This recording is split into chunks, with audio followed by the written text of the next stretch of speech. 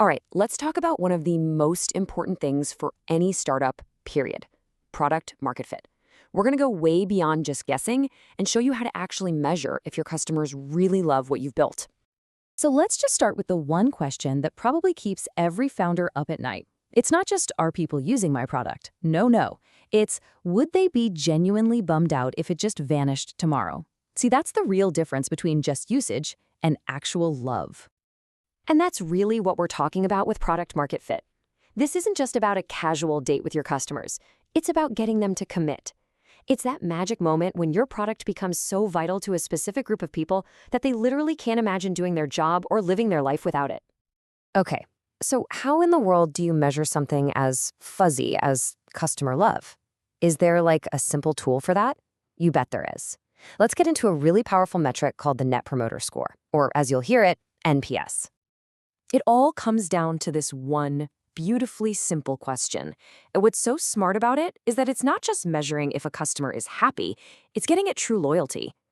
I mean, think about it. When you recommend something, you're putting your own reputation on the line. That's a big deal.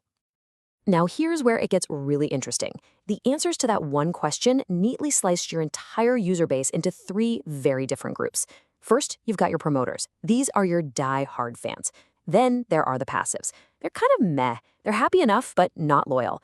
And finally, you have the detractors. These are the unhappy folks who might actually be telling people not to use your product.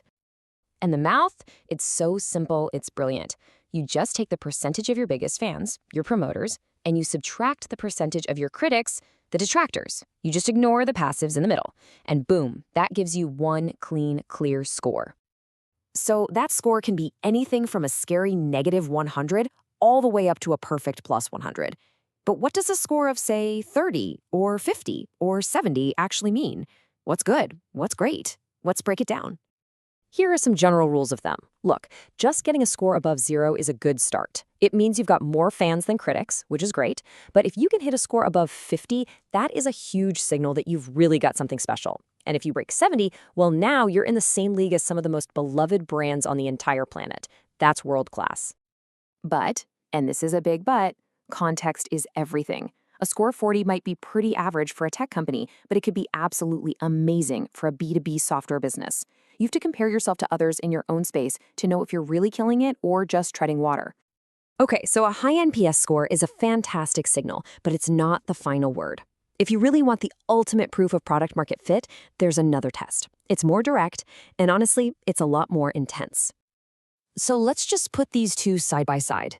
NPS asks, hey, would you recommend us? Which is a great question, but the Sean Ellis Test? Well, it goes right for the gut. It asks if you're indispensable. And believe me, there is a massive difference between, yeah, I like this, and I literally cannot do my job without this. In this test, all the feedback, all the nuance, it all boils down to one critical number. And that number is 40%. Now, let me tell you why that specific number is the magic threshold you're shooting for. Here it is, the 40% rule. If 4 out of every 10 of your users say they would be very disappointed if your product just vanished, you've basically hit the jackpot. That is one of the clearest, strongest signals you can get that you've built a real, sustainable business on a true customer need.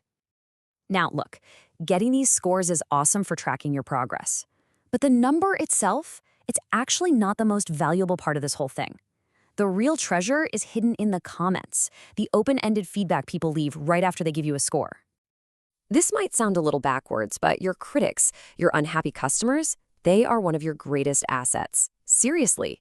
Your detractors aren't just complaining. They're giving you a free, step-by-step guide on what you need to fix. They'll point out every single bug. They'll tell you which features are missing. They'll show you exactly where the experience is clunky or broken. Listening to them is the fastest way to fix the big problems that are probably causing other people to leave too. And on the flip side, your promoters are just as valuable. They tell you exactly what you're doing right. Their feedback helps you find your product's magic moment, that core thing that turned them into fans. This is pure gold for your marketing team. It's the exact language you should be using to find more people just like them. Okay, so let's pull all this together for the final, and honestly the most critical takeaway from this whole conversation. Your mission should never, ever be to just chase a high score. A high score is the outcome. It's what happens naturally when you focus like a laser on creating real value and solving a real problem for your customers. You do that so well that they just can't help but become fans. So here's your real mission. Don't try to be everything to everybody. Instead, find a small, specific group of people and build something so crucial for them that they become your champions, your organic growth engine. And that's the question I really want to leave you with. It's not about how many users you have. It's about how many fans you have. Because a product that has a real, passionate fan club, well, that's not just a business anymore. That's a movement.